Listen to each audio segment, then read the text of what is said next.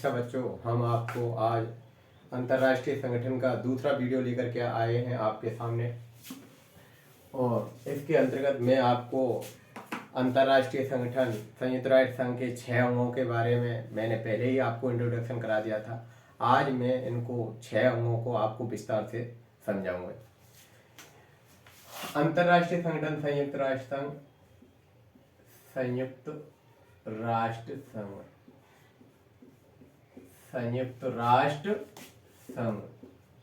संयुक्त राष्ट्र संघ को इंग्लिश में बोलते हैं यूएनओ। यूएनओ की आपको मैंने फुल फॉर्म बताई दे दी थी, यूनाइटेड नेशंस ऑर्गेनाइजेशन। संयुक्त राष्ट्र संघ की स्थापना 24 अक्टूबर 1945 को हुई थी। जब 24 अक्टूबर 1945 को हुई और इसके 6 अंग होते हैं। 6 अंगों के बारे में मैं आपको आज विस्तार से बताऊंगा। पहला अंग हम लेते हैं आर्थिक एवं सामाजिक परिषद। आर्थिक एवं सामाजिक परिषद। सामाजिक परिषद। आर्थिक एवं सामाजिक परिषद के बारे में बताने से पहले मैं आपको इसका लक्ष्य बता देता हूं। इसका लक्ष्य क्या था? इसका लक्ष्य था अंतर्राष्ट्रीय स्तर पर, अंतर्राष्ट्रीय स्तर पर शांति स्थापित करना। अंतर्राष्ट्रीय स्तर पर शांति स्थापित करना।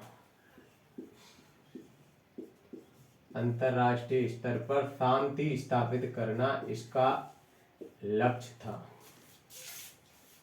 क्योंकि एक ऐसी संस्था की जरूरत थी जो विश्व स्तर पर क्या कर सके, शांति स्थापित कर सके। तो ये अंतर्राष्ट्रीय स्तर पर शांति स्थापित करना इसका लक्ष्य था। आर्थिक एवं सामाजिक परिषद अंग को क्या जिम्मेदारी दी गई? अंगों के बारे में बता रहा हूं, ध्यान से सुनना। अंग, पहला अंग है आर्थिक एवं सामाजिक परिषद। इसकी सदस्य संख्या की बात करें तो इसकी संख्या कितनी है? इनकी सदस्यों की संख्या है 54 इनकी सदस्य संख्या थी। और इनके सदस्यों का कार्यकाल होता है 3 वर्ष का। 3 वर्ष होता है इनके सदस्यों का कार्यकाल। और हर 3 वर्ष के बाद, हर 3 वर्ष के बाद 1/3 सदस्य, 1/3 पुराने सदस्यों की जगह, पुराने सदस्यों की जगह नए सदस्य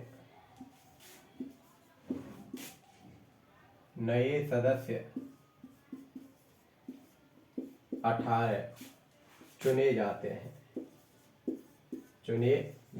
हैं। और पुराने सदस्यों की संख्या भी कितनी है? 18। यानी कि 18 से 3 बार इन सदस्यों को बदला जाता है। इनके सदस्यों की संख्या 54 है। लेकिन इसका कार्य क्या था? क्यों बनाया गया था आर्थिक एवं सामाजिक परिषद? आर्थिक एवं सामाजिक परिषद का निर्माण किया गया था कि भाई जो देश, मतलब देशों की, संयुक्त राष्ट्र संघ के देश हैं जो संयुक्त राष्ट्र संघ के सदस्य संख्या, संयुक्त राष्ट्र संघ के सदस्य देशों व जो देश विश्व स्तर पर, जो देश विश्व स्तर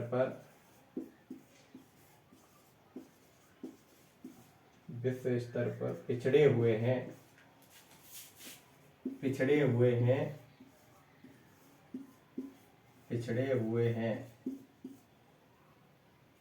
उनका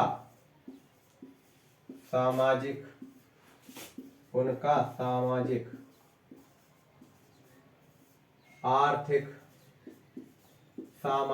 आर्थिक एवं सांस्कृतिक विकास करना, सांस्कृतिक विकास करना, विकास करना।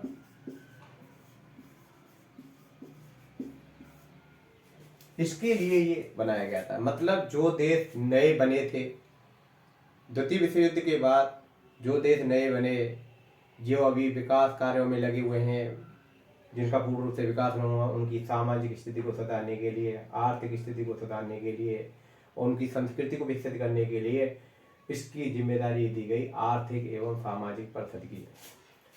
इनकी सदस्य संख्या की बात कर ली। अब दूसरी अंग की बात करें तो दूसरा अंग है प्रन्यास परिषद। क्या है? प्रन्यास, या दूसरा नाम बोलो तो न्यास परिषद। प्रन्यास परिषद या न्यास परिषद का क्या जिम्मेदारी थी? इनकी सदस्य संख्या, इस प्रन्यास परिषद या न्यास परिषद को जो जिम्मेदारी दी गई थी वो ये दी गई थी कि द्वितीय विश्व युद्ध के बाद जितने भी देश स्वतंत्र हुए हैं, जो अभी नए राष्ट्र बने हैं, जिनकी सामाजिक स्थिति खराब है, उनकी आर्थिक स्थिति खराब है, उनके और भी सही हालात नहीं है, ऐसे देशों की संख्या थी 11 देश। 11 देशों की राजनीतिक स्थिति को सुधारना, सामाजिक स्थिति को सुधारना, स्वास्थ्य की स्थिति को सुधारना, उनके सभी क्षेत्रों को संपन्न करना ताकि वो एक खड़े हो सके। तो ऐसे देशों की संख्या थी 11 और उनकी सामाजिक, आर्थिक, सांस्कृतिक, स्वास्थ्य, परिवहन, बहुत सारे क्षेत्रों का विकास करना इस न्यास परिषद को जिम्मेदारी दी गई थी। और न्यास परिषद में सबसे अंत में न्यास परिषद को जो खत्म किया गया वो 1 नवंबर 1994 के बाद इस न्यास परिषद को समाप्त कर दिया गया है। समाप्त कर दिया गया है। और सबसे अंत का देश था पलाऊ। पलाऊ देश अंतिम देश था जिसको विकास किया। और बाकी के तो पहले 10 देश इन्होंने फ्री कर ही दिए थे, उनका विकास कर ही दिया था। अंत का देश, इसमें अंतिम देश पलाऊ था, अंतिम देश था ये पलाऊ। इसको 1 नवंबर 1994 तक इन्होंने क्या कर दिया, पूर्ण इसकी मतलब अन्य देशों के बराबर, जैसे देश एक नया देश उभर करके आता है, उसकी आर्थिक स्थिति को सुधारा जाता है, जो सामाजिक स्थिति को सुधारा जाता है, उसमें इस देश को सक्षम करके, और इस न्यास परिषद का क्या हो गया, कार्य समाप्त हो गया। अब न्यास परिषद के ऊपर कोई जिम्मेदारी नहीं है। इससे अगले वाले अंग के बारे में बात करते हैं। अगला वाला अंग है इससे, वो है सचिवालय। इससे अगला वाला जो अंग है वो क्या है, सचिवालय है। सचिवालय के बारे में मैं आपको बता दूं कि सचिवालय जो है वो एक तरह से प्रशासनिक कार्यालय है। संयुक्त राष्ट्र संघ के अंतर्गत जितने भी देश आते हैं, यानी कि संयुक्त राष्ट्र संघ से संबंधित जितने भी रिकॉर्ड देखने होते हैं वो हम सचिवालय के माध्यम से देखते हैं। जैसे हम एक कॉलेज के अंतर्गत डिग्री लेने के लिए जाते हैं तो वो उसका सारा रिकॉर्ड हमें कहाँ से मिलता है, यूनिवर्सिटी से मिलता है, क्योंकि यूनिवर्सिटी ही उनके पेपर कराती है, उनकी मार्कशीट छपवाती है, पेपर शेड्यूल निश्चित करती है। ऐसे ही इसके अंतर्गत जो तीसरा अंग है, कौन, सचिवालय। सचिवालय ये प्रशासनिक कार्यालय होता है, प्रशासनिक कार्यालय होता है, प्रशासनिक कार्यालय।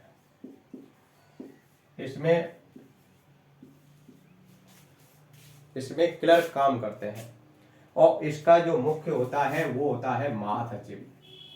महासचिव यानी कि इस सचिवालय के अंतर्गत हम कहें तो इसमें संयुक्त राष्ट्र संघ संयुक्त राष्ट्र से संबंधित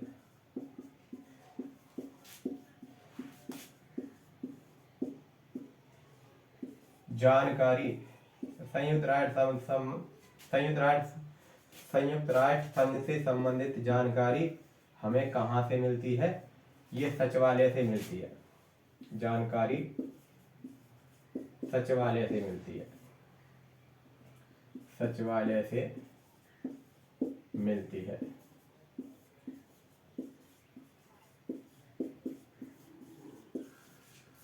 यानी कि हम कहें तो यानी कि संयुक्त राष्ट्र संघ से संबंधित हमें कोई भी सूचना उसके बारे में लेनी है तो हमें पहले सचिवालय में संपर्क करना पड़ेगा, वहां से हम संयुक्त राष्ट्र संघ का रिकॉर्ड निकाल सकते हैं। मैं आपको बता दूं कि संयुक्त राष्ट्र संघ के अंतर्गत वर्तमान में इसकी सदस्य संख्या इसकी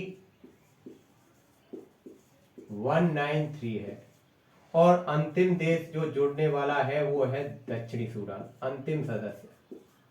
यानी कि 193वां सदस्य कौन है? दक्षिणी सूडान, दक्षिणी सूडान, ये इसका अंतिम सदस्य है। संयुक्त राष्ट्र संघ के बारे में और भी बताऊंगा, तो मैं पहले अंगों को क्लियर करा दूं। संयुक्त राष्ट्र संघ से संबंधित जानकारी हमें सचिवालय से मिलती है और इस महासचिव का कार्यकाल होता है 5 वर्ष का। वर्तमान में महासचिव जो है वो वर्तमान महासचिव एंटोनियो गुटेरेस हैं। कौन है? एंटोनियो गुटेरेस हैं। एंटोनियो गुटेरेस हैं और ये है पुर्तगाल के। एंटोनियो गुटेरेस हैं और ये पुर्तगाल देश के हैं। ये 2020 में इनका दोबारा से निर्वाचन हो गया था, तो अब ये दूसरा इनका कार्यकाल चल रहा है। इसके बाद हम बात करें सचिवालय के अंतर्गत, सचिवालय के बाद है अंतर्राष्ट्रीय न्यायालय। क्या है? अंतर्राष्ट्रीय न्यायालय। चौथा अंग है अंतर्राष्ट्रीय न्यायालय। अंतर्राष्ट्रीय न्यायालय के अंतर्गत हमको संरचना को समझने के लिए अंतर्राष्ट्रीय न्यायालय से जो क्वेश्चन पूछा जाता है वो है हेग शहर नीदरलैंड में है। ये कहाँ है? हेग शहर नीदरलैंड के अंतर्गत है। इस पर कई बार क्वेश्चन पूछा जाता है कि अंतर्राष्ट्रीय न्यायालय कहाँ स्थित है? हेग शहर नीदरलैंड। 12th क्लास में तो और कंपटीशन वनडे एग्जाम के अंतर्गत सबसे ज्यादा क्वेश्चन यहीं से आता है। 12th क्लास हो या वनडे कंपटीशन के एग्जाम हो, इससे ज्यादातर क्वेश्चन पूछा जाता है। शहर का नाम पूछ लेते हैं और ऑप्शन रख देते हैं, मतलब अंतर्राष्ट्रीय न्यायालय पूछ लेते हैं। अंतर्राष्ट्रीय न्यायालय में इनकी संख्या कितनी होती है न्यायाधीशों की? अंतर्राष्ट्रीय न्यायालय में न्यायाधीशों की संख्या होती है 15। इसमें इनका जो न्यायाधीशों का कार्यकाल होता है, न्यायाधीशों का कार्यकाल जो होता है वो होता है 9 वर्ष। 9 वर्ष तक वो पद पर रहते हैं। लेकिन इसमें हर 3 वर्ष के बाद 1/3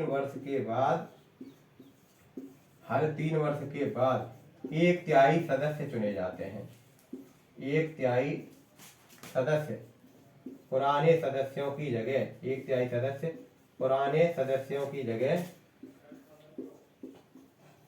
पुराने सदस्यों की जगह चुने जाते हैं।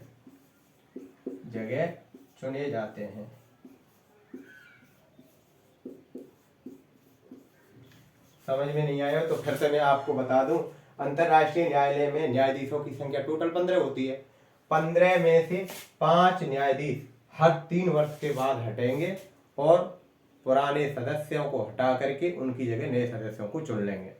जैसे आपको मैं एक उदाहरण के लिए समझा दूं, जैसे कि आप ये किसी न्यायाधीश का चुनाव शुरुआत में, जैसे सपोज करो 1945 में अंतर्राष्ट्रीय न्यायालय बना था, वो संयुक्त राष्ट्र संघ की स्थापना हुई थी। 1945 में किसी न्यायाधीश का चुनाव किए, यानी कि इनको सबको 15 को कितने को, 15 को एक साथ भर दिया, एक साथ भर दिया। अब इनको 3-3 साल का प्रोसेस लगाना था, तो तीसरी साल कब होगी, 1948 में। तो इसमें से 5 की पर्ची बना करके किसी अननोन से, जो इसके बारे में ना जानता हो, उन 5 पर्चियों को उठवा लिया, उनमें से 5 को हटा दिया और नए सदस्य चुन लिए गए। तो 5 का कार्यकाल ही कितने वर्ष का रहा, मात्र 3 ही का रहा, वो 9 नहीं कर पाए क्योंकि ये इनको व्यवस्था करनी थी। उसके बाद अगले न्यायाधीश चुने 1951 में, 1951 में चुने, तो वो भी कितने चुने, 5 चुने। लेकिन अब इस लिस्ट में से 5 ये नाम नहीं होंगे, बाकी के 10 में से पर्ची डाली जाएगी। कितने में से पर्ची डाली जाएगी भाई, 15 में से 5 का निर्वाचन, वो 5 हट गए पहले, अब कितने बचे, 10 में की पर्ची डालेंगे, 10 में से 5 को हटाएंगे, जो भी 5 पर्ची खोलेंगे उनमें से जो नाम आ जाएगा उनको हटा देंगे, बाकी के 5 बचेंगे। उसके बाद 3 साल होते हैं 1954 में, 1954 में शेष 5 ही रह गए भाई, 5 और 5 पहले ही हट गए, अब 5 ही रह गए, उनका तो कार्यकाल वैसे भी पूरा हो गया, तो इन 5 को ऐसे। अब 1957 में, तो यानी कि हम कहें तो 9 साल इसके हो गए, किसके हो गए, इसके 9 साल पूरे हो गए, तो इसके तो चुनाव कराने, फिर इस तरह से इनका प्रोसेस चलता चला जाता है। इस तरह से अंतर्राष्ट्रीय न्यायालय में हर 3 वर्ष के बाद क्या होता है, हर 3 वर्ष के बाद पुराने सदस्य हटाए जाते हैं, नए सदस्य चुने जाते हैं, लेकिन इनका कार्यकाल 9 वर्ष का होता है। यह आपके अच्छे से समझ में आ गया होगा। इस तरह से इसकी संरचना होती है अंतर्राष्ट्रीय न्यायालय। अंतर्राष्ट्रीय न्यायालय में एक से अधिक देशों के मध्य जो विवाद आते हैं उनकी सुनवाई इसके अंतर्गत होती है। दिलीप भंडारी जोधपुर के न्यायाधीश थे, उनको अंतर्राष्ट्रीय न्यायालय में न्यायाधीश चुना गया था। अगले पॉइंट की बात करें तो अगले पॉइंट के अंतर्गत हम पॉइंट लेंगे कि भाई अगला हमारा जो अंग है वो है कि तुम्हारा सुरक्षा परिषद। क्या है, सुरक्षा परिषद। लेकिन सुरक्षा परिषद को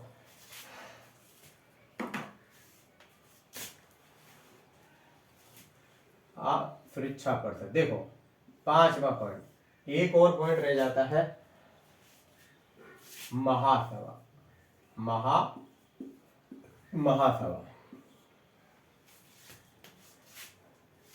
महासभा का क्या काम होता है, महासभा सबका नेतृत्व करके चलती है। महासभा यानी कि संयुक्त राष्ट्र संघ का बजट पेश करती है महासभा। संयुक्त राष्ट्र संघ का क्या है, महासभा ये संयुक्त राष्ट्र संघ का क्या करती है, बजट पेश करती है।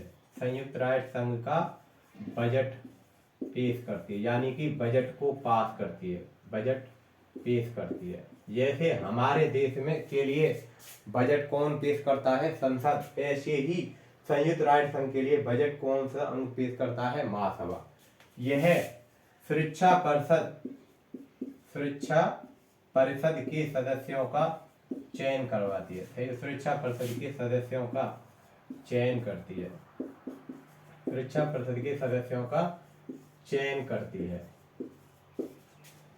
करती है और ये इसकी सदस्य संख्या भी निर्धारित करती है। संयुक्त राष्ट्र संघ की सदस्य संख्या भी निर्धारित करती है, सदस्य संख्या भी निर्धारित करती है। ये होता है महासभा, यानी कि सुरक्षा परिषद के अंतर्गत आर्थिक एवं सामाजिक परिषद के सदस्यों का भी इनके निर्वाचन में भी भाग लेती है सुरक्षा परिषद। अच्छा, अगला इसके अंतर्गत हम महासभा क्या करती है, संयुक्त राष्ट्र संघ के लिए बजट पेश करती है और इसमें सबसे ज्यादा जो पैसा खर्च करता है, सबसे ज्यादा बजट किसका होता है, अमेरिका देश का। अमेरिका देश का इसमें क्या है, दबदबा रहता है। अमेरिका देश की इसमें चलती है क्योंकि सबसे ज्यादा बजट पेश अमेरिका ही करता है, और जब सबसे ज्यादा पैसा खर्च कर रहा है तो इसकी चलती भी है इसके अंतर्गत। छठवां पॉइंट, अगला है सुरक्षा परिषद। लास्ट अंग है सुरक्षा परिषद। सुरक्षा परिषद के सदस्यों की कुल संख्या 15 होती है। 5 इसमें स्थायी सदस्य होते हैं। 2 तरह के इसके सदस्य होते हैं। एक तो होता है स्थायी सदस्य और दूसरे होते हैं अस्थायी सदस्य। स्थायी और अस्थायी। स्थायी सदस्यों की संख्या 5 होती है, अस्थायी सदस्यों की संख्या 10 होती है। लेकिन एक बात ध्यान रखना, मोस्ट इंपॉर्टेंट, 1965 तक इनकी संयुक्त राष्ट्र संघ के मतलब सुरक्षा परिषद इनकी संख्या कितनी थी? 11 थी। कितनी थी? 11। जो सुरक्षा परिषद के अब टोटल सदस्यों की संख्या 15 है, तो इनके सदस्यों की संख्या 1965 तक 11 थी, और 1965 के बाद इनकी सदस्यों की संख्या बढ़कर के कितनी हो गई? 15। यानी कि सुरक्षा परिषद के सदस्यों की संख्या तो वही रही 5, लेकिन अस्थायी सदस्यों की संख्या पहले कितनी थी? 6। इनमें सदस्य संख्या 4 बढ़ा करके इसकी सदस्य संख्या 10 यूं की गई। इसके बाद मैं आपको बता दूं कि सुरक्षा परिषद के जो स्थायी सदस्य हैं, सुरक्षा परिषद के स्थायी सदस्य जो 5 हैं, उसके लिए ट्रिक्स है रूस का फेस। क्या ट्रिक्स है? रूस का फेस। पहला देश हो गया रूस, दूसरा हो गया फ्रांस, एफ से है फ्रांस, तीसरा अमेरिका, ए से अमेरिका, ये तीसरा देश, और सी से चीन, ये चौथा देश, और ई से इंग्लैंड, ये 5वां देश। ये 5वां देश है। इस तरह सुरक्षा परिषद के स्थायी सदस्यों की संख्या 5 है। ये ध्यान रखना, एग्जाम के अंतर्गत बहुत बार क्वेश्चन पूछा जाता है। फिर से सुन लो, सुरक्षा परिषद के सदस्यों की संख्या 1965 तक कितनी थी? 11 थी। यानी कि इसमें 5 स्थायी और 6 अस्थायी सदस्य होते थे। लेकिन 1965 के बाद इनके सदस्यों की संख्या अस्थायी की बढ़ा दी, वो 6 से बढ़ा करके 10 कर दी। इस तरह सदस्यों की संख्या, सुरक्षा परिषद के कुल सदस्यों की संख्या कितनी हो गई? 15। अस्थायी सदस्यों के कार्यकाल जो होता है वो 2 वर्ष का होता है। 2 वर्ष का कार्यकाल होता है अस्थायी सदस्यों का। और इसमें भारत 8 बार इसका अस्थायी सदस्य बन चुका है। भारत 8 बार इसका सदस्य रह चुका है। लेकिन आपको एक बात ध्यान रखनी होगी कि तत्काल नियुक्ति नहीं होती। जैसे एक बार निर्वाचित हो गया तो तुरंत उसके बाद कोई देश दोबारा से कार्यकाल में नहीं आ सकता, उसको गैप लेना पड़ेगा। इसमें ये बात आप ध्यान रखना कि तत्काल बाद किसी देश की नियुक्ति नहीं होती, क्योंकि सभी देशों को इसमें नेतृत्व कराना होता है, उनको भागीदारी बनानी होती है, इसलिए गैप देना पड़ता है।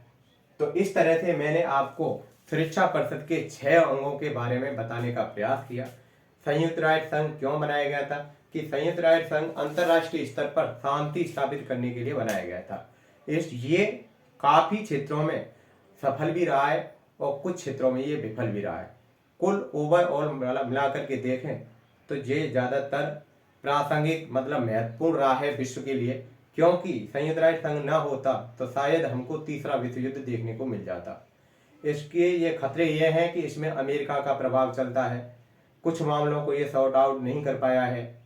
तो कुछ जो कमियां हैं, कुछ कमियों के पीछे हम इसके लाभों को नकार नहीं सकते। आगे इसके महत्व, प्रासंगिकता क्या है, इसको 12th क्लास के लिए जो अन्य हैं इससे संबंधित वनडे एग्जाम से संबंधित जो क्वेश्चन बनते हैं इसमें, वो मैंने कंप्लीट करा दिए। इसकी अन्य अंतर्राष्ट्रीय जो संगठन है मैं आपको उसको अगली वीडियो के अंतर्गत बताऊंगा। जय हिंद, जय भारत।